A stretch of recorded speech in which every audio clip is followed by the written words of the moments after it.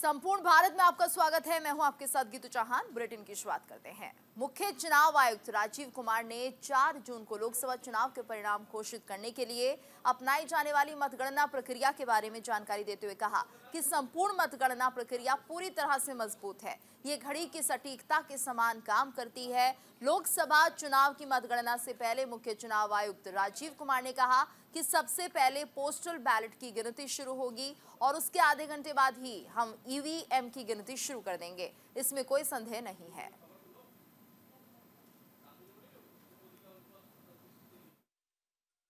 Last we had met was on 16th of March, and now that was beginning of the poll, and now tomorrow is the counting, so close of the poll. So on a lighter vein, on social media now you will see various memes with the taglines that perhaps Lapata gentlemen are back. So we were never out, we were always here. We chose to interact with you through our press notes. This was first time that we have issued close to 100 press notes, which has never been done ever. Advisories and all put together is total 100. So we have been interacting from behind the scene. So today we thought we will come and talk to you about this incredible story of the general elections. Lok Sabha चुनाव 2024 में दिल्ली की 7 सीटों को लेकर मतगणना की तैयारी पूरी कर ली गई है और मतगणना केंद्रों पर पुलिस बल की भारी तैनाती की गई है और इसके साथ ही आला अधिकारी भी निरीक्षण कर रहे हैं। नई दिल्ली के गोल मार्केट के अटल आदर्श बालिका विद्यालय में नई दिल्ली लोकसभा सीट की काउंटिंग होनी है। देखिए हमारे संवाददाता आनंद कुमार सिंह की ये रिपोर्ट। 4 जून वो दिन होगा जब लोकसभा चुनाव 2024 की मतगणना होगी और कुछ देर पहले ही चुनाव आयोग ने इसको लेकर प्रेस कॉन्फ्रेंस की, जिसमें उन्होंने बताया कि हमने इसको लेकर यानी मतगणना को लेकर क्या क्या विशेष इंतजाम किए हैं। मैं इस वक्त खड़ा हूं नई दिल्ली के गोल मार्केट में आदर्श कन्या विद्यालय के सामने, जहां तमाम चीजें तस्वीरें आपको बताएंगी कि उसके इंतजाम को लेकर क्या इंतजाम किए गए हैं। दरअसल चुनाव आयोग ने एक भारी भरकम डिप्लॉयमेंट पुलिस की इस विद्यालय के सामने की गई है और आप देख सकते हैं आपको कई लेवल की बैरिकेटिंग मिलेगी, जहां तमाम लोगों को सुरक्षित तौर पर आगे आइडेंटिफिकेशन करने के बाद ही आगे भेजा जा रहा है। और उसके साथ साथ आप देखेंगे पुलिस के भारी भरकम डिप्लॉयमेंट के साथ एडमिनिस्ट्रेटिव अधिकारी भी यहां पहुंचे हुए हैं। एडीएम से लेकर तमाम बड़े बड़े अधिकारी इस वक्त मौके पर इंस्पेक्शन कर रहे हैं और हर उस गुंजाइश को देखा जा रहा है कि किसी प्रकार की कोई भी चीजें या कोई भी कोताही ना रखे। अगर बात करें इस सेंटर की तो ऐसे दिल्ली में 7 सेंटर बनाए गए हैं जहां 7 कॉन्स्टिट्यूएंसीज के ईवीएम को लाया गया है और कल वो दिन होगा जहां तमाम ईवीएम को खोला जाएगा और कई उम्मीदवारों के भविष्य का फैसला होगा। लेकिन लोकतंत्र की अगर बात किया तो दुनिया का सबसे बड़ा लोकतंत्र भारत है और उसकी खूबसूरती ये तमाम लोकतंत्र प्रक्रिया है जिसमें सेफ्टी और सिक्योरिटी को ध्यान में देते हुए हर वो पॉसिबल इंतजाम किए जाते हैं जिसको लेकर किसी भी प्रकार की कोई भी गुंजाइश ना रहे या किसी प्रकार की कोई खामी ना रहे, जिसके चलते अब तमाम इंतजाम देख रहे हैं। और भारी भरकम डिप्लॉयमेंट के साथ साथ एडमिनिस्ट्रेटिव अधिकारी भी इसमें लगे हुए हैं, जिसको भारत जो कल अगर मतगणना को लेकर दोनों ही पार्टीज कांग्रेस और बीजेपी अपने अनुसार जश्न की तैयारी कर रही है। अब देखने वाली बात यह होती है कि 2024 की मतगणना के दिन किसकी लॉटरी लगती है। कैमरामैन मोहम्मद अरब के साथ मैं आनंद कुमार सिंह, न्यूज इंडिया, दिल्ली। दिल्ली में 7 सीटों पर लोकसभा चुनाव के नतीजे कल घोषित होंगे, जिसको लेकर कांग्रेस कार्यालय के बाहर तैयारियां जारी है। वहीं हमारी सहयोगी कंचन कनोडिया ने कांग्रेस कार्यालय पर जाकर तैयारियों का जायजा लिया और वहां के लोगों से खास बातचीत की। तमिलनाडु से कुछ लोग आए हैं, कांग्रेस पार्टी के हेडक्वार्टर करते हैं इनसे बातचीत। तमिलनाडु से आप आए हैं, कल वो दिन है जब बेसब्री से लोगों को इंतजार है, सभी को, पूरे देश को इंतजार है। कैसे देखते हैं, किसकी सरकार बनने जा रही है? जो सरकार बनेगी सबके लिए भला के लिए बनेगी, क्योंकि हम जो चेन्नई से आए हैं, मैं बताता हूँ, हम लोग एक railway course complete act apprentice हैं। हमने जैसे कि अभी राहुल गांधी ने जो एक उनका जो मैनिफेस्टो है उसमें इम्प्लीमेंट किया है कि जो अप्रेंटिसशिप जो फिनिश किए हैं उनको हक मिलना चाहिए, जॉब मिलना चाहिए। लेकिन अभी जो पीरियड जो चला था, जो बीजेपी के पीरियड्स चले थे, उस पीरियड में हमें कोई भी नौकरी नहीं मिला अभी तक। जैसे कि रेलवे जोन में 17 जोन होते हैं, उसमें 16 जोन को जितने भी जो अप्रेंटिस थे उनको हक मिला है। 2016 तक उनको जीएम पावर के थ्रू से रेलवे में जॉब मिल चुका है। लेकिन हम जो साउथ जोन के हैं, तमिलनाडु के हैं, उनको 1998 से लेकर अभी तक किसी को भी जॉब नहीं मिला है। तो कहीं ना कहीं आपको क्या लगता है कल किसकी सरकार बनने जा रही है? सरकार बनेगी जी जनता की। जनता है हमारे साथ, कॉरपोरेट के साथ नहीं। हमारा देश है, हमारे पूर्वजों ने बनाया है।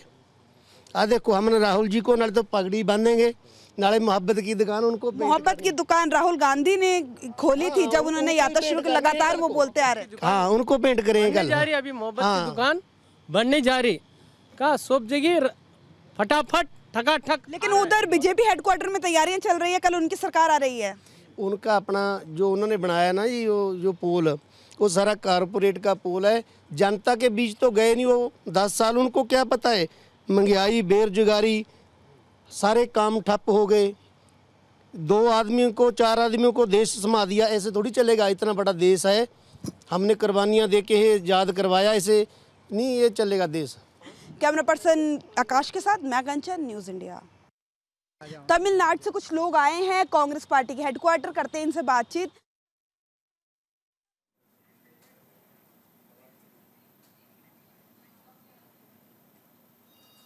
लोकसभा चुनाव में 7 चरणों का मतदान खत्म होने के बाद न्यूज इंडिया का एग्जिट पोल आ चुका है और एग्जिट पोल नतीजों में बीजेपी के नेतृत्व वाले एनडीए गठबंधन को बहुमत मिलने की संभावनाएं हैं, जबकि कांग्रेस इंडिया ब्लॉक को बहुमत मिलने का दावा कर रही है। और इसी बीच दिग्गज नेता दिग्विजय सिंह का कहना है कि अगर जनता का वोट पड़ा है तो बीजेपी को बहुमत नहीं मिलेगा। कांग्रेस पार्टी ने 295 का जो आंकड़ा दिया है वो सही है और बीजेपी 300 पार है, तो वो जनता का वोट नहीं है, वो ईवीएम का वोट है। 295 का फिगर दिया है वो सही है। जनता का वोट अगर पड़ा है तो इनको बहुमत नहीं मिल रहा है और जो कांग्रेस पार्टी ने 295 का फिगर दिया है वो सही है। और उसके बाद यदि 300 पार तो वो जनता का वोट नहीं है, वो ईवीएम मशीन का वोट है। और इस वक्त बड़ी खबर, लोकसभा चुनाव 2024 की मतगणना कल सुबह 8 बजे से शुरू हो जाएगी। मतगणना के लिए सुरक्षा के पुख्ता इंतजाम किए गए हैं। तो लोकसभा चुनाव 2024 की काउंटिंग कल सुबह 8 बजे से शुरू हो जाएगी। सुरक्षा के पुख्ता इंतजाम कर लिए गए हैं। कल काउंटिंग होनी है, मतगणना होनी है, जिसको लेकर सुरक्षा के पूरे इंतजाम कर लिए गए हैं। लोकसभा चुनाव 2024 के कल नतीजे आने हैं। सुबह 8 बजे से ही मतगणना शुरू हो जाएगी, तो वोटों की गिनती शुरू हो जाएगी। सुबह 8 बजे से पहले पोस्टल बैलेट्स की गिनती होगी और उसके बाद ईवीएम की गिनती होगी। तो लोकसभा चुनाव 2024 की मतगणना कल है, जिसको लेकर सुरक्षा के पुख्ता इंतजाम भी कर लिए गए हैं। सुबह 8 बजे से ही काउंटिंग शुरू हो जाएगी। मतगणना के लिए सुरक्षा की व्यापक व्यवस्था की गई है। लोकसभा चुनाव 2024 की मतगणना कल होनी है, जिसके लिए चुनाव आयोग की तरफ से सभी व्यवस्थाएं पूरी कर ली गई हैं। सुरक्षा के पुख्ता इंतजाम किए गए हैं। तो मतगणना के लिए सुरक्षा के पूरे इंतजाम दिख रहे हैं। लोकसभा चुनाव 2024 की कल काउंटिंग होनी है और सुबह 8 बजे से ही ये मतगणना शुरू हो जाएगी। तो पहले पोस्टल बैलेट और उसके बाद ईवीएम के वोट्स देखे जाएंगे। तो मतगणना के लिए सुरक्षा के पुख्ता इंतजाम किए गए हैं। चुनाव आयोग की तरफ से सभी इंतजाम कर लिए गए हैं। और ज्यादा जानकारी के लिए बात करेंगे संवाददाता आनंद से। आनंद, जिस तरह से हम देख रहे हैं कि कल काउंटिंग होनी है, व्यवस्थाएं पूरी तरह से दुरुस्त कर ली गई है, और क्या अपडेट? ये तो अगर कल की बात की जाए तो कल भारतीय लोकतंत्र के लिए एक बहुत ही महत्वपूर्ण दिन है, क्योंकि कल 2024 के लोकसभा चुनाव को लेकर मतगणना होनी है, जिसको लेकर चुनाव आयोग ने अपनी तैयारियां की हुई है और तमाम पार्टीज ने अपनी तैयारियां की हुई। पहले बात करें चुनाव आयोग की, तो उन्होंने पूरी मुकम्मल तैयारी की हुई है कि जहां भी मतगणना होनी है तो उस तमाम परिसर में सुरक्षा व्यवस्था रहे और किसी भी प्रकार की कोई भी गलती या कोई भी त्रुटि को लेकर कोई भी तमाम इंस्ट्रक्शन कर लिए गए हैं, की गई किसी प्रकार कोई कमी सामने ना आए। और वहीं पॉलिटिकल पार्टीज की अगर बातें की जाए तो पॉलिटिकल पार्टीज ने बीजेपी की खास तौर पर बात की जाए तो उन्होंने एग्जिट पोल के जो तमाम रुझान सामने देखने को मिल रहे हैं, उसके बाद वो बेहद ही एग्रेसिव है, वो बेहद ही खुश है और यही कारण है कि उन्होंने अपने ऑफिस में अभी से टेंट लगाने से लेकर तमाम आगे की तैयारियां शुरू कर दी हैं। लेकिन अगर बात की जाए विपक्ष की पार्टी की, तो इंडिया गठबंधन भी लगातार ये दावा कर रहा है कि अगली सरकार उनकी होगी और यही कारण है कि कांग्रेस मुख्यालय में भी टेंट लगने से लेकर तमाम व्यवस्था की शुरुआत कर दी गई है। अब देखने वाली बात ये होती है कि कल भविष्य के पिटारे से क्या निकलता है और किसकी सरकार बनती है। जी बिल्कुल आनंद, और हम भी देख रहे थे किस तरह से एनडीए की बात करें या इंडिया की बात करें, दोनों ही तरफ में जश्न का माहौल शुरू हो चुका है। यानी कि जो मिठाई बांटने की बात कही जा रही थी, वो दोनों तरफ ही हम देख पा रहे हैं कि तैयारियां पूरी चल रही हैं। यानी एनडीए और इंडिया आश्वस्त हैं पूर्ण बहुमत के लिए। जी बिल्कुल, अगर बात की जाए एनडीए गठबंधन यानी सत्तारूढ़ मोदी सरकार की, तो कहीं ना कहीं तमाम रुझानों में चीज स्पष्ट निकलकर सामने आई है कि जो सरकार है वो बीजेपी की होगी या कहीं मोदी सरकार 3.0 की शुरुआत होगी एक बार फिर। तो अगर इंडिया गठबंधन की बात की जाए तो कांग्रेस लगातार, कांग्रेस के अध्यक्ष मल्लिकार्जुन खड़गे से लेकर उनकी बड़ी नेता सोनिया गांधी, राहुल गांधी ये चीज कह चुके हैं कि आने वाली सरकार उनकी है और 200 ज्यादा से ज्यादा सांसद उनके जीतने को सामने हैं। तो कहीं ना कहीं अब देखने वाली बात ये होती है कि तैयारियां दोनों ने करनी है, लेकिन कल हकीकत के सपने किसके साकार होते हैं ये तो जनता का निर्णय ही बताएगा। और लगभग 8 बजे के आसपास से मतगणना शुरू हो जाएगी और 2 बजे के आसपास तक तमाम चीज क्लियर हो जाएगी कि आने वाली सरकार किसकी होगी और किसके सर पे जीत का सेहरा बंधेगा। बिल्कुल, और पूरे देश को इसका बेसब्री से इंतजार है। हमारे साथ हमारे संवाददाता मदन मोहन भी जुड़ गए हैं। मदन, आपसे हम समझना चाहेंगे बनारस में किस तरह की तैयारियां दिख रही हैं और क्या कुछ चुनाव आयोग की तैयारियां यहाँ पर सभी व्यवस्थाएं इंतजाम पूरे कर लिए गए हैं? जी की तो ये बताना चाहूंगा, जिस तरह से कहा जाए कल जो है मतगणना का कार्य जो है सुबह 8 बजे से शुरू हो जाएगा। वहीं अगर हम बात करें तो प्रशासन जो है पूरी तरह से जो है कहा जाए तो सुरक्षा के जो इंतजाम है पूरे कर लिए गए हैं। 3 लेयर में जो है पुलिस कर्मी जो है जो जहाँ पे मतगणना होना है उसको जो है स्ट्रांग रूम को जो है अपने मतलब उसमें रखे हुआ है। और उसके बाद अगर हम बात करें तो ये 8 बजे से मतगणना शुरू होगी। वहीं अगर हम बात करें तो चाहे इंडिया गठबंधन की बात हो या एनडीए, दोनों अपने अपने तरफ से जो है जश्न की तैयारी में पूरी तरह से है।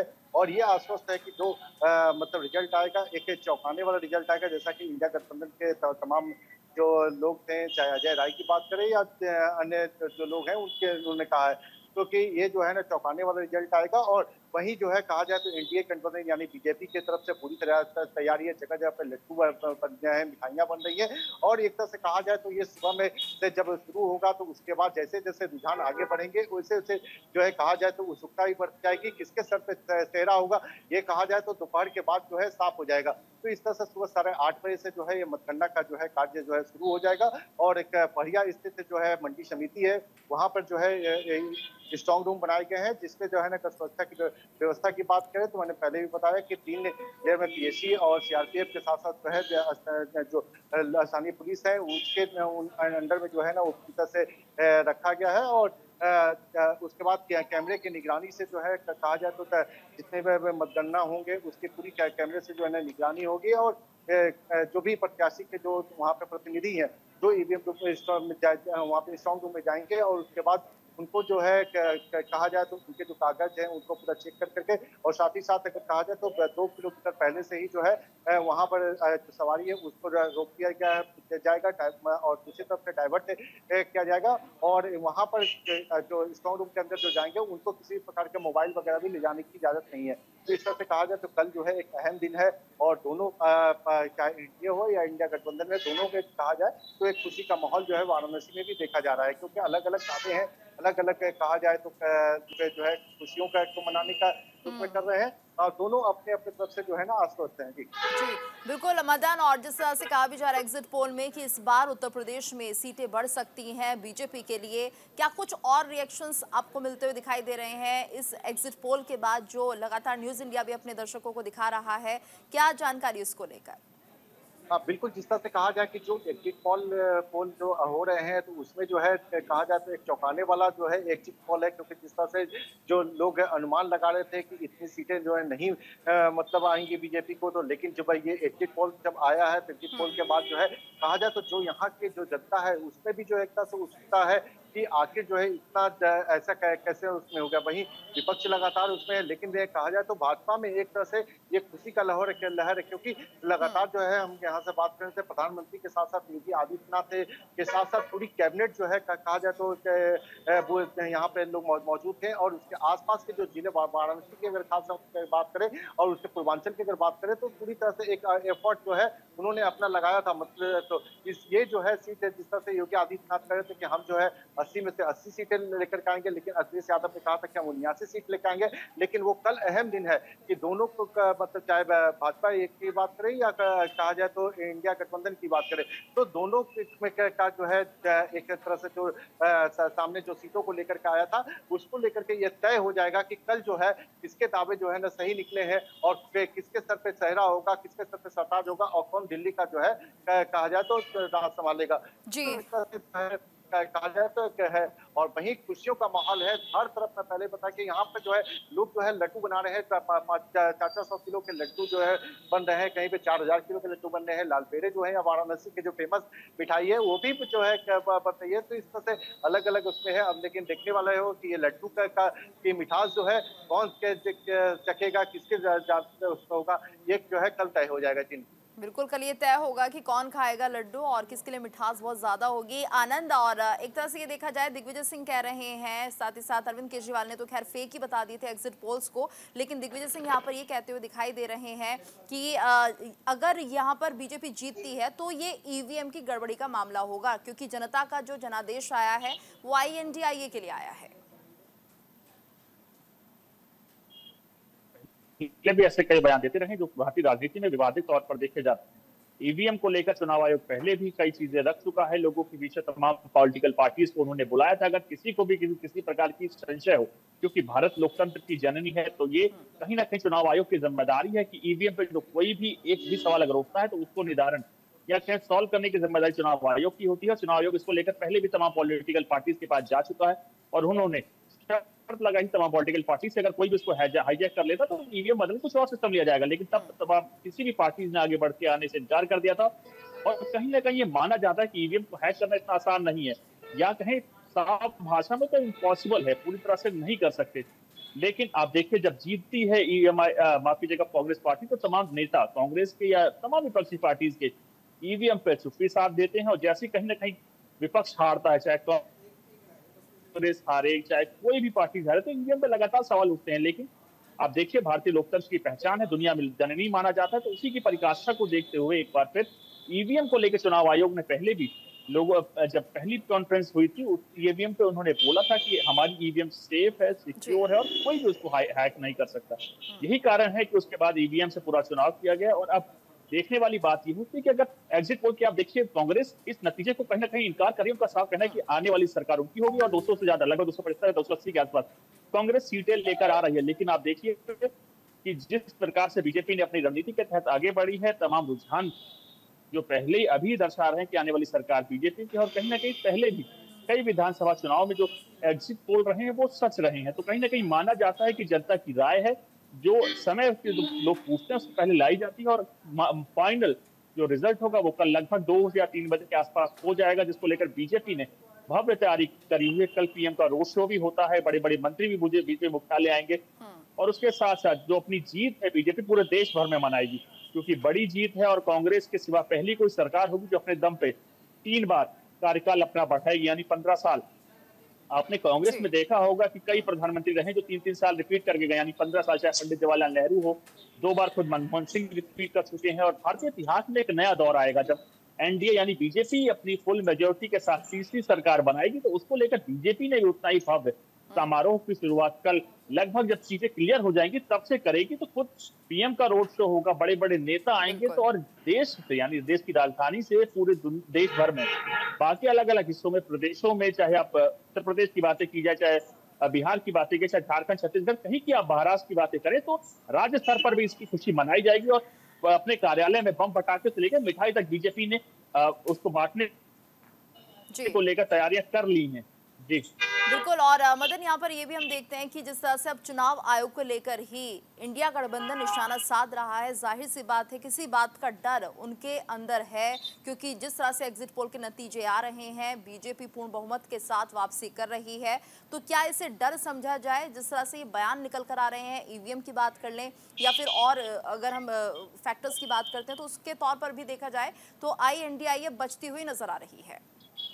देखिए, तो बिल्कुल ये मतलब सत्य है कि जिस तरह से लगातार विपक्ष जो है कहा जाए तो अभी से जो है एक जो सवाल उठा रहा है, तो ये कहीं ना कहीं एक ईवीएम पे जो है सवाल उठेंगे, क्योंकि जिस तरह से चौंकाने वाले जो है कहा जाए तो रिजल्ट के जो कहा जाए जो आ रहे हैं, तो उसमें एक चौंकाने वाला रिजल्ट है। और कहीं ना कहीं इसको जो है इंडिया गठबंधन जो है एक कहा जाए तो उसको पचा नहीं पा रहा है कि आखिर क्या है।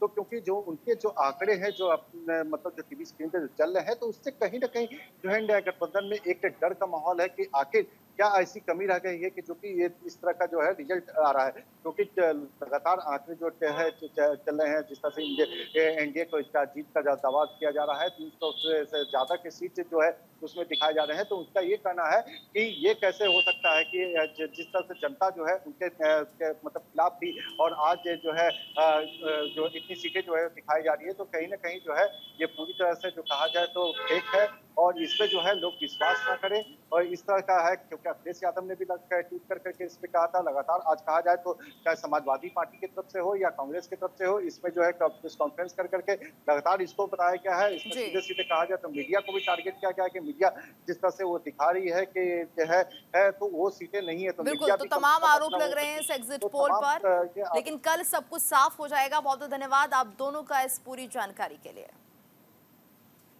और आगे बढ़ते हैं और दिखाते हैं कि क्या कुछ प्रमोद तिवारी कह रहे हैं, जिनसे खास बातचीत की हमारी संवाददाता कंचन कनोडिया ने।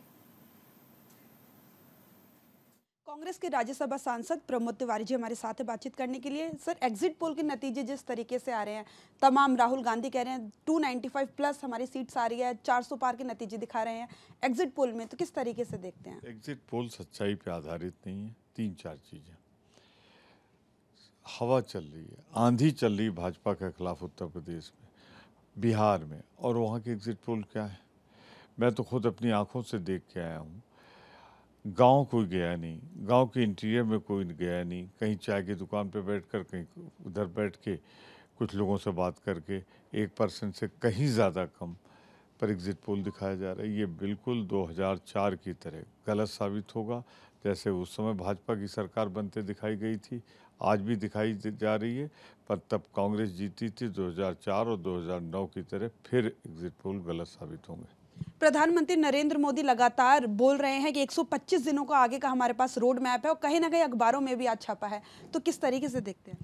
ये एक साइकोलॉजिकल प्रेशर प्रधानमंत्री जी अपने कार्यकर्ताओं का मॉरल बना रहे, क्योंकि फील्ड में उनका मॉरल काफ़ी गिरा हुआ है, इसलिए कर रहे हैं। उन्हें मालूम है कल उनकी सरकार नहीं रहेगी, फिर भी बोले जा रहे हैं, इसलिए बोल रहे हैं कि एक हताश निराश कार्यकर्ताओं को वो थोड़ा उनमें बल पैदा कर सके। कल 4 तारीख है, नतीजे सामने आएंगे आखिरकार, उनको उसको लेके गृह मंत्री अमित शाह लगातार बैठकों का दौर जारी है, प्रधानमंत्री भी उसमें शामिल है। बैठकों को किस तरीके से लेते हैं? मैं कहता हूँ व्यर्थ की एक्सरसाइज। कल जब रिजल्ट आ जाए, किसकी सरकार बनेगी तय हो जाए, तब आप बैठक करिए। बैठक कम कर रहे हैं, पब्लिसिटी ज़्यादा कर रहे हैं, इसलिए कर रहे हैं कि जिससे कार्यकर्ताओं का मॉरल बना रहे। सर, उत्तर प्रदेश से आप आते हैं, सपा प्रमुख अखिलेश यादव लगातार कह रहे थे 79 सीट्स हमारी आ रही हैं 80 में से, लेकिन अब एग्जिट पोल के नतीजे कुछ अलग ही दिखा रहे हैं उत्तर प्रदेश में। एग्जिट पोल पे मैं विश्वास नहीं करता, वो सच्चाई पे आधारित नहीं। मैं किसी की नीयत पर शक नहीं करता। ग्रामीण अंचलों का प्रतिनिधित्व नहीं इसमें। मैंने इसमें कहा कि 1% से कम लोगों की बात की है। कब का एग्जिट पोल मैं नहीं जानता, लेकिन आखिरी दौर में जब पहला दूसरा राउंड हो गया है, आंधी चल रही भाजपा के खिलाफ। सर, एक आखिरी सवाल, अमूल दूध के 2 रुपए बढ़ गए हैं अमूल दूध पे, तो किस तरीके से देखते हैं? देखिए, अमूल दूध के दाम 2 रुपए पर किलो बढ़ गए, 5% बढ़ गया हाईवे पे टैक्स, तो ये सब गरीब आदमी, आम आदमी पर चोट पहुंचाई जा रही है। अभी बच्चे तो पालते नहीं भाजपा वाले, लगता है, वरना तो बच्चों का दूध महंगा न करते। बहुत बहुत धन्यवाद सर बातचीत करने के लिए। कैमरा पर्सन आकाश के साथ मैं कंचन, न्यूज़ इंडिया। और यहाँ पर रुकेंगे एक छोटे से ब्रेक के लिए, जल्द हाजिर होते हैं, आप बने रहिए हमारे साथ।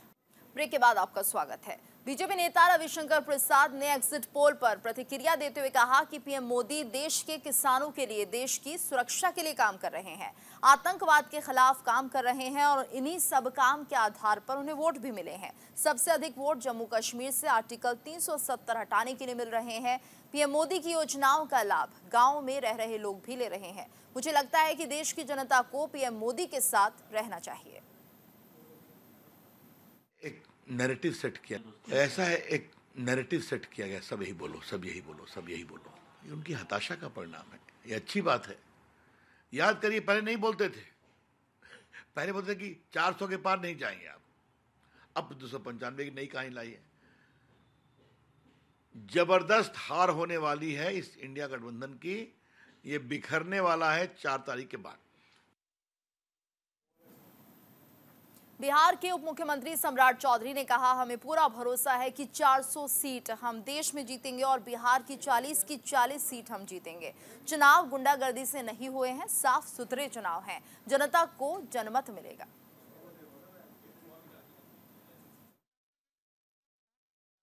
जनता ने तय कर दिया है और जिस तरह मोदी जी के काम पर लोगों ने वोट किया है, तो हमें पूर्ण भरोसा है कि 400 की 400 सीट देश में हम जीतेंगे और बिहार की 40 सीट जीतेंगे। 295 ले लिए तो सीधे प्रधानमंत्री राष्ट्रपति भवन चले जाएं, मना कौन कर रहा है? ठीक है, देखिए कल तो एग्जैक्ट पोल आना है, एग्जिट पोल अभी आए हैं और आप ही सभी मीडिया के साथी ने किया है, तो सबने अपना अनुमान लगाया है।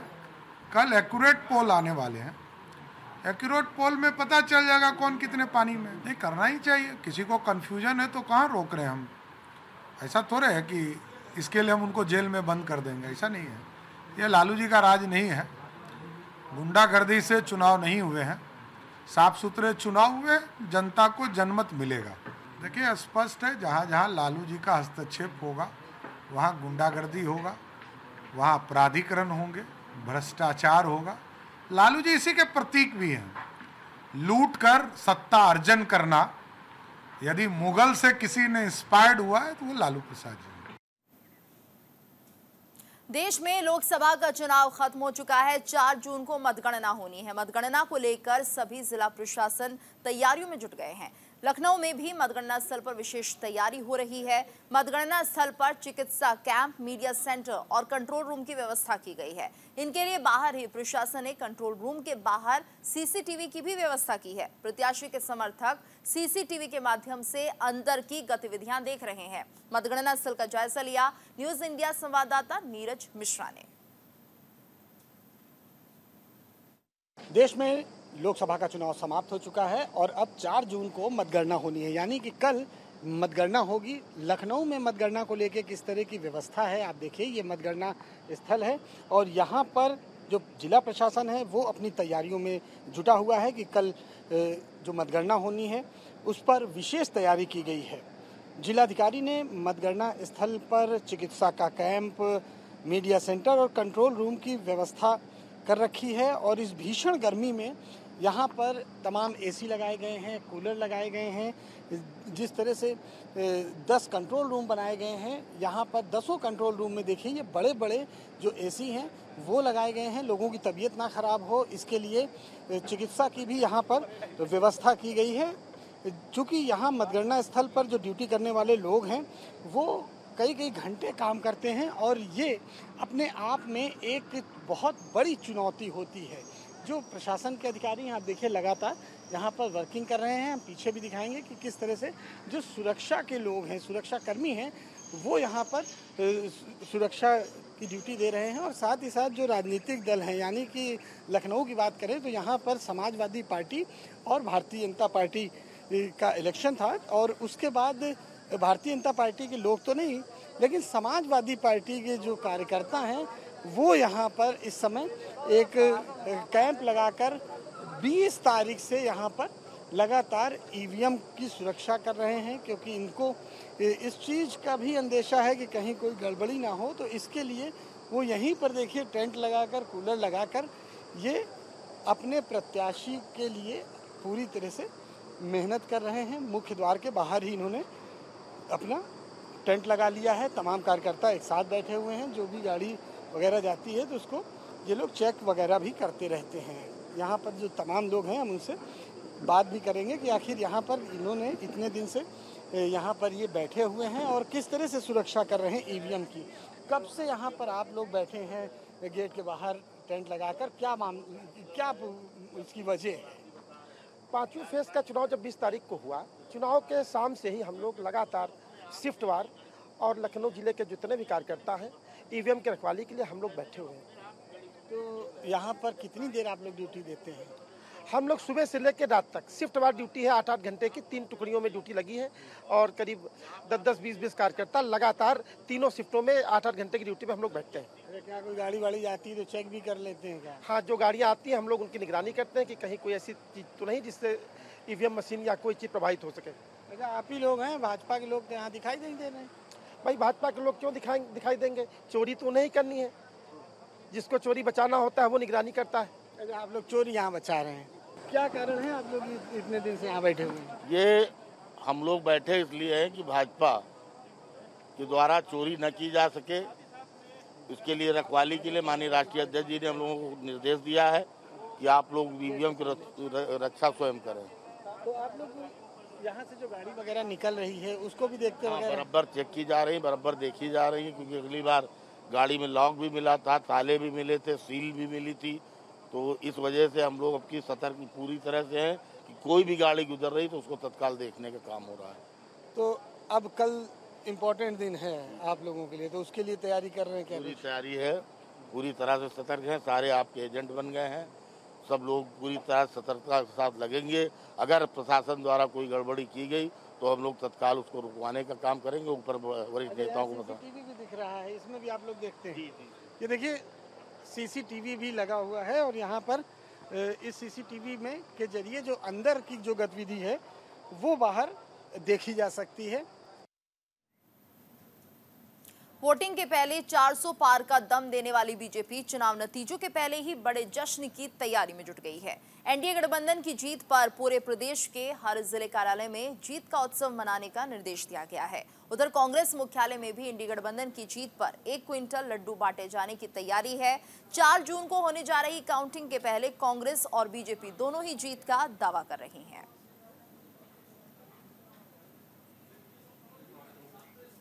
लोकसभा चुनाव के मतदान का दौर खत्म हो चुका है और अब सभी को मतगणना यानी 4 जून को परिणाम का इंतजार है।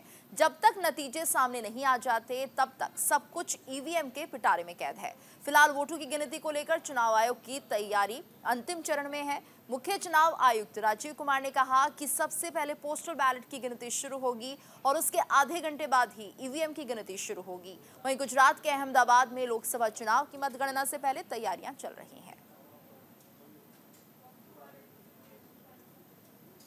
कल जो यहाँ पर गुजरात कॉलेज में मतगणतरी होने वाली है उसके लिए यहाँ पर पुलिस विभाग द्वारा 3 लेयर में सुरक्षा लगाई गई है।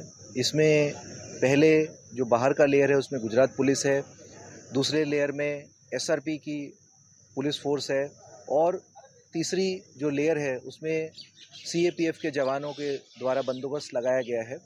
यहाँ पर कोई भी अनधिकृत व्यक्ति नहीं आए इसके लिए खास कलर कोडेड पास इशू करे गए हैं और यहाँ पर किसी प्रकार का मोबाइल फ़ोन अलाउड नहीं है। पूरी जो व्यवस्था है उस पर सीसीटीवी कैमरा लगाए गए हैं और किसी प्रकार की कोई अड़चन नहीं हो, कोई तकलीफ़ नहीं हो, इसके लिए बीडीडीएस की टीमों द्वारा चेकिंग करी जा रही है और फायर सेफ्टी की व्यवस्था भी करी गई है। खबर राजस्थान के अजमेर से, जहां पुलिस अधीक्षक देवेंद्र कुमार बिश्नोई ने लोकसभा चुनाव की मतगणना के लिए पुलिस अधिकारियों के साथ बैठक की। बैठक के बाद उन्होंने कहा कि मतगणना को लेकर ये बैठक की गई है, विस्तृत आदेश तैयार किया गया है। लगभग 850 पुलिसकर्मियों को इस कार्य में लगाया जा रहा है। बूथ पर और जहां ईवीएम रखे हुए हैं वहां पहले से सुरक्षा बल की तैनाती की गई है। ये चुनाव के लिए जो है मीटिंग ली जा चुकी है, एक विस्तृत आदेश तैयार किया जा चुका है और उस आदेश के तहत जो 4 additional SP, 12 deputy SP, 16 inspector, कुल मिलाकर लगभग 850 का जाब्ता इसमें नियोजित किया जा रहा है। और इसमें पूर्व में जो त्रिस्तरीय व्यवस्था चल रही है बूथ पर और आपके जो जहाँ ईवीएम्स रखी हुई हैं स्ट्रॉन्ग रूम्स में, तो वहाँ पर पैरामिलिट्री फोर्स पहले लगी हुई है, 2 प्लाटून से लगी हुई हैं। मिडिल एरिया जो है उस मिडिल एरिया में आर्म्ड पुलिस आरएसी का प्रोविज़न है, वो लगी हुई है, बाहर लोकल पुलिस देखती है। इसमें भी जो है 3 गेट हैं, एक गेट से काउंटिंग एजेंट जाएंगे, दूसरे गेट से जो है कर्मचारी वो जाएंगे और तीसरे गेट से जो अधिकारी हैं वो जाएंगे। अलीगढ़ की धनीपुर मंडी में लोकसभा चुनाव की मतगणना होगी। 4 जून को सुबह 8 बजे से मतगणना शुरू हो जाएगी और एक-एक करके विधानसभा वार वोटों की गिनती की जाएगी। इस दौरान मतगणना हॉल के अंदर मोबाइल फोन पूरी तरह से प्रतिबंधित रहेंगे और इसी बीच समाजवादी पार्टी के लोकसभा प्रत्याशी ने मतगणना स्थल पर लगाई गई बीएसएफ फोर्स का विरोध किया। लोकसभा प्रत्याशी चौधरी विजेंद्र सिंह का आरोप है कि बीएसएफ केंद्र सरकार के अधीन आती है। मतगणना स्थल पर बीएसएफ लगाए जाने से मतगणना में धांधली हो सकती है और इसी को लेकर समाजवादी पार्टी के लोकसभा प्रत्याशी बड़ी तादाद में कार्यकर्ताओं के साथ जिला मुख्यालय पहुंचे और प्रत्याशी चौधरी विजेंद्र सिंह ने डीएम को ज्ञापन सौंपकर बीएसएफ हटाने की मांग की है। जो 15 अलीगढ़ पार्लियामेंट्री कॉन्स्टिट्यूंसी के जो कैंडिडेट है विजेंद्र सिंह, उनके द्वारा आकर के मतगणना के संबंध में बातचीत करने के लिए आए थे और उनका एक जो 3 टियर सिक्योरिटी में सीपीएमएफ की जो तैनाती के संबंध में उनको कुछ बिंदुओं के संबंध में उन्होंने इश्यूज रेज किया था और इसके संबंध में बातचीत हुई। उसमें बहुत क्लियर कट है आरओ हैंडबुक के जो प्रोविजंस हैं 15.6.4 उसमें जो सिक्योरिटी अरेंजमेंट्स के संबंध में बहुत विस्तार में दिशा निर्देश और इसमें जो 3 टियर सिक्योरिटी अरेंजमेंट है उसमें जो फर्स्ट ईयर है वहाँ पे स्टेट पुलिस और सेकंड ईयर में हमारे पीएससी और थर्ड ईयर में जो सिक्योरिटी के पॉइंट ऑफ व्यू से वहाँ पे सीपीएमएफ की तैनाती की व्यवस्था आयोग के द्वारा निर्धारित। देश में लोकसभा चुनाव 2024 संपन्न हो चुका है। अब सबको इसके परिणाम का इंतजार है। बता दें कि मतगणना 4 जून को होगी और वहीं आज वोटों की गिनती से एक दिन पहले चुनाव आयोग ने अपनी तैयारी को लेकर प्रेस कॉन्फ्रेंस की। मुख्य चुनाव आयुक्त राजीव कुमार ने कहा, सबसे पहले पोस्टल बैलेट की गिनती शुरू होगी और उसी के आधे घंटे बाद हम ईवीएम की गिनती शुरू कर देंगे। ऐसे में हरियाणा के पलवल में मतगणना केंद्रों के आसपास धारा 144 लगा दी गई है। बताया जा रहा है कि जिले में संदिग्ध वस्तु को लेकर ना चलने के लिए पुलिस ने सख्त हिदायत दी है। वहीं बीआर अंबेडकर कॉलेज में होने वाले लोकसभा चुनाव के मतगणना का जिला पुलिस कप्तान ने पहुंचकर हालात का जायजा लिया। आपको बता दें कि फरीदाबाद पलवल लोकसभा में 24 प्रत्याशियों के भाग्य का कल फैसला होने वाला है। काउंटिंग को लेके जितनी भी तैयारियां हैं, आज पुलिस की रिहर्सल भी है, चाहे वो ट्रैफिक अरेंजमेंट है उसकी रिहर्सल की गई है, फिर फोर्स की अवेलेबिलिटी है, बाकी धारा 144 ऑर्डर रहेगी। ऑनेस्टली ट्रैफिक एडवाइजरी भी डाली जाएगी आज, ऑनेस्टली इस रूट को लेना अवॉइड करें। बाकी sufficient arrangements have been put in place, चाहे वो सिविल डिपार्टमेंट के हैं चाहे पुलिस डिपार्टमेंट के हैं। Everything will, we are hopeful of a very peaceful counting process. Last we had met was on 16th of March, and now that was beginning of the poll, and now tomorrow is the counting, so close of the poll. So on a lighter vein, on social media now you will see various memes with the taglines that perhaps Lapata gentlemen are back. So we were never out, we were always here. We chose to interact with you through our press notes. This was first time that we have issued close to 100 press notes, which has never been done ever. Advisories and all put together is total 100. So we have been interacting from behind the scene. So today we thought we will come and talk to you about this incredible story of the general elections. Lok Sabha चुनाव के मतदान का दौर खत्म हो चुका है और अब सभी को मतगणना यानी 4 जून को परिणाम का इंतजार है। जब तक नतीजे सामने नहीं आ जाते तब तक सब कुछ ईवीएम के पिटा में कैद है।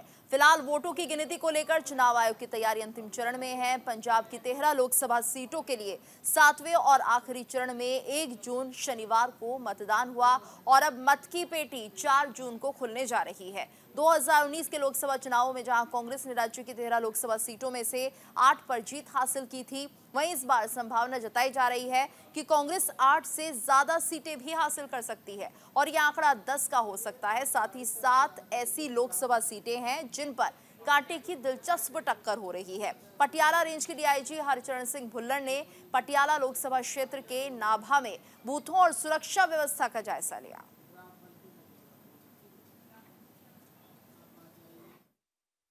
पटियाला रेंज ਦੇ बहुत ही पुख्ता प्रबंध किए गए ने।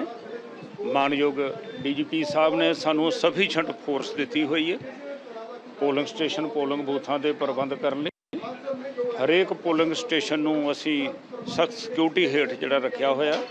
ਸਾਡੇ ਅਲੱਗ-ਅਲੱਗ ਅਫਸਰ ਡੀਐਸਪੀ, ਐਸਪੀ, ਐਸਐਸਪੀ ਸਾਹਿਬਾਨ ਔਰ ਐਸਐਚਓਸ ਸਾਰਿਆਂ ਨੂੰ ਅਸੀਂ ਏਰੀਆ ਡਿਵਾਈਡ ਕਰਕੇ ਦਿੱਤਾ ਹੋਇਆ, ਜੇ ਕਿ ਹਰੇਕ ਏਰੀਏ ਨੂੰ ਆਪਣੀ ਪੈਟਰੋਲਿੰਗ ਰਾਹੀਂ ਕਵਰ ਕਰ ਰਹੇ ਨੇ। ਮੈਂ ਜੀ ਪਟਿਆਲਾ ਦੇ ਬੂਥ ਚੈੱਕ ਕਰਕੇ ਆਇਆ, ਹੁਣ ਤੁਹਾਡੇ ਨਾਭੇ ਕੀਤੇ ਨੇ, ਅੱਗੇ ਸਾਰੀ ਰੇਂਜ ਦੇ ਕਰਾਂਗਾ, ਹੁਣ ਮਲੇਰਕੋਟਲੇ ਜਾਵਾਂਗੇ ਇਸ ਤੋਂ बात।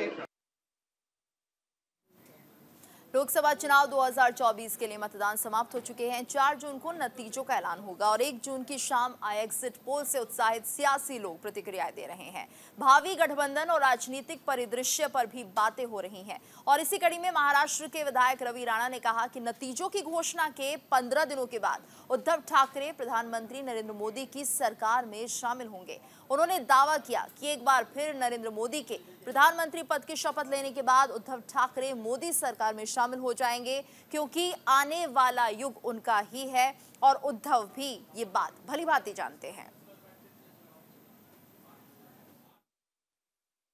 देशाचे पंतप्रधान मोदीजींची शपथ झाल्यानंतर 15 दिवसामध्ये जी खिडकी मोदीजींनी उद्धव ठाकरेंची उघडी ठेवलेली आहे, त्या खिडकीतून तुम्हाला आतमध्ये दिसेल हे खऱ्या अर्थानं काळ्या दगडावरची पांढरी रेघ आहे। अनेक विरोधकांनी सुद्धा, महाविकास आघाडीच्या सुद्धा नेत्यांनी, कार्यकर्त्यांनी नवनीत राणाचं काम केलं की अमरावती जिल्ह्यामध्ये नवनीत राणासुद्धा शिवाय पर्याय नाही हे विरोधकांना सुद्धा माहीत होतं। म्हणून 2 लाखापेक्षा जास्त लीडनी नवनीत राणा या ठिकाणी निवडून येणार आहे आणि या ठिकाणी नवनीत राणांचा विजय हा निश्चित आहे। जेव्हा निवडणुकीचं मतदान झालं तेव्हाच मी सांगितलं आणि पूर्ण ताकदीनं सगळ्या बहुजनांनी ताकदीनं साथ दिलेला आहे आणि येणाऱ्या 4 तारखेला तुम्हाला रिझल्ट माहीत पडेल। देशाचे पंतप्रधान पश्चिम बंगाल की बारासात और मथुरापुर लोकसभा सीट के एक बूथ पर आज फिर से वोटिंग हुई। चुनाव आयोग ने यहां सोमवार को पुनर्मतदान का आदेश दिया था और इन केंद्रों पर 1 जून को मतदान हुआ था, लेकिन गड़बड़ी की शिकायत के बाद यहां फिर से वोट डाले गए। वोटिंग आज सुबह 7 बजे से शाम 6 बजे तक चली। बारासात के देगंगा विधानसभा केंद्र और मथुरापुर के काकद्वीप विधानसभा केंद्र स्थित बूथ में फिर से वोट डाले गए। आयोग ने बताया कि संबंधित जिला चुनाव अधिकारी यानी रिटर्निंग अधिकारी की रिपोर्ट के आधार पर इन बूथों पर पुनर्मतदान का फैसला लिया गया था और इन दोनों जगहों पर गड़बड़ी की शिकायत मिली थी। गौरतलब है कि लोकसभा चुनाव 2024 के 7 चरणों के लिए मतदान संपन्न हो चुका है और 1 जून को 7वें चरण का मतदान संपन्न हुआ था। वहीं 4 जून को चुनाव के नतीजे आएंगे। दिल्ली की 7 लोकसभा सीटों के लिए मंगलवार को 7 मतदान केंद्रों पर कड़ी सुरक्षा व्यवस्था के बीच मतगणना होगी और इसके लिए दिल्ली के मुख्य निर्वाचन अधिकारी कार्यालय ने पूरी तैयारी कर ली है। सुबह 8 बजे ईवीएम खुलेंगी और इसके करीब आधे घंटे बाद सुबह 8:30 बजे से दिल्ली में चुनाव नतीजों का रुझान मिलना भी शुरू हो जाएगा। मतगणना के दौरान लगभग 1000 सीसीटीवी कैमरों की निगाहें मतगणना केंद्र में ईवीएम पर होगी। हर मतदान केंद्र पर 100 से ज्यादा कैमरे होंगे ताकि ईवीएम और वीवीपैट सहित अन्य मतपत्रों की केंद्र के अंदर और बाहर निगरानी रखी जा सके। मतगणना से पहले सुरक्षा व्यवस्था पर डीसीपी सेंट्रल देवेश कुमार महला ने कहा कि लॉ एंड ऑर्डर बनाए रखने के लिए हमने पर्याप्त फोर्स लगाई हुई है। चुनाव आयोग के दिशा निर्देशों के अनुसार व्यवस्था की जाएगी। ये आपकी बात सही है। इसी देखिए, जो strong room cum counting centre होता है उस पर इलेक्शन कमीशन ऑफ इंडिया की तरफ से गाइडलाइन है। उन्हीं गाइडलाइन को मद्देनज़र रखते हुए हमने अपना पुलिस फोर्स भी वहाँ पे लगाई हुई है और जो गाइडलाइन है उनको स्ट्रिक्टली एनफोर्स किया जाएगा। उसके अलावा हमने सीएपीएफ का भी एडिक्वेट पुलिस अरेंजमेंट लगाया हुआ है किसी तरह के लॉ एंड ऑर्डर को भी ध्यान में रखते हुए। और कोई भी अगर विक्ट्री प्रोसेशन होता है उसके लिए हमारे पास सीएपीएफ और लोकल पुलिस का सफिशिएंट रिजर्व स्टाफ भी है कि हम एडिक्वेटली उसको डिप्लॉय कर सकें। अभी आपको पता है कि मॉडल कोड ऑफ कंडक्ट भी अभी भी फोर्स में है, तो उसके रेस्ट्रिक्शन अभी भी लागू है। लॉ एंड ऑर्डर और क्राइम पॉइंट ऑफ व्यू हमने सफिशिएंट फोर्स हमारी लगा रखी है और जितना भी जो अरेंजमेंट होगा उसको हम ईसीआई की गाइडलाइन को मद्देनज़र रखते हुए हम उसको ज़रूर लगाएंगे और लॉ एंड ऑर्डर क्राइम पे हम इंश्योर करेंगे कि ऐसी कोई असुविधा किसी को ना हो। ये आपकी बात सही है। इसी को मद्देनज़र रखते हुए ही हमने लोकल पुलिस का और सीएपीएफ का एडिक्वेट अरेंजमेंट लगा रखा है और हमने इसका काफ़ी रिजर्व भी रखा हुआ है कि जहां आवश्यकता होगी या जो सिचुएशन डेवलप होगी उस हिसाब से हम इसके ऊपर law and order security arrangement का डिप्लॉयमेंट करेंगे।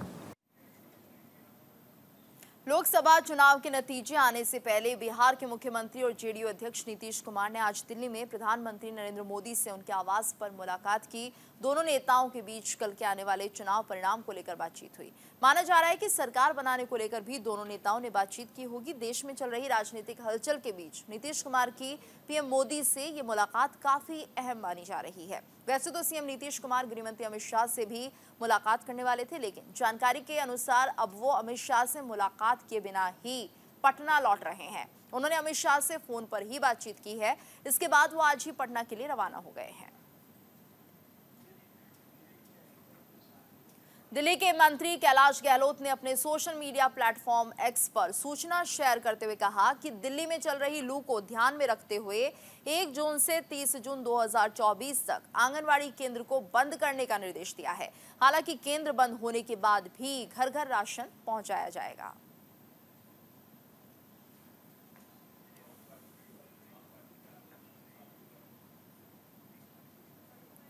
दिल्ली में भीषण गर्मी के बीच जल संकट बरकरार है। वहीं इस मामले में सुप्रीम कोर्ट ने सख्त आदेश देते हुए कहा है। सुप्रीम कोर्ट ने कहा कि अपर यमुना रिवर बोर्ड की एक आपात बैठक 5 जून को बुलाई जाए और समस्या का उचित तरीके से समाधान किया जाए। सुप्रीम कोर्ट ने कहा कि बैठक में केंद्र, हिमाचल प्रदेश, हरियाणा और दिल्ली के प्रतिनिधि शामिल होंगे।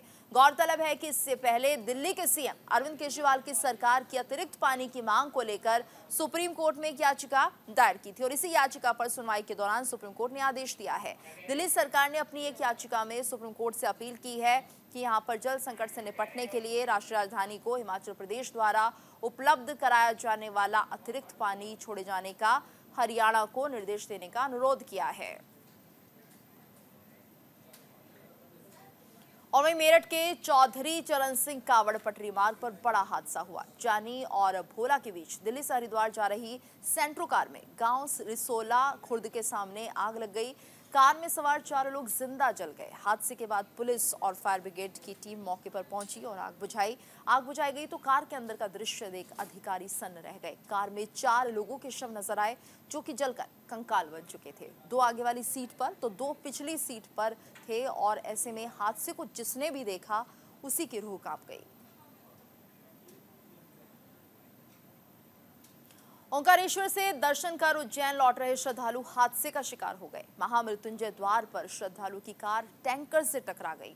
हादसे में कार चालक सहित 11 लोग घायल हो गए और सभी का उज्जैन जिला अस्पताल में इलाज चल रहा है। बताया जा रहा है कि सभी श्रद्धालु दिल्ली के रहने वाले हैं।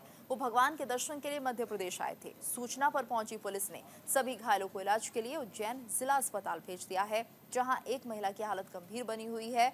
पुलिस ने ट्रक और कार दोनों वाहनों को जब्त कर लिया है। उज्जैन जिला अस्पताल के डॉक्टर अभिषेक ने कहा कि कुल 11 घायलों में से एक महिला 33 वर्षीय पूनम की हालत बेहद गंभीर है। बाकी की स्थिति सामान्य है और सभी का उपचार जारी है।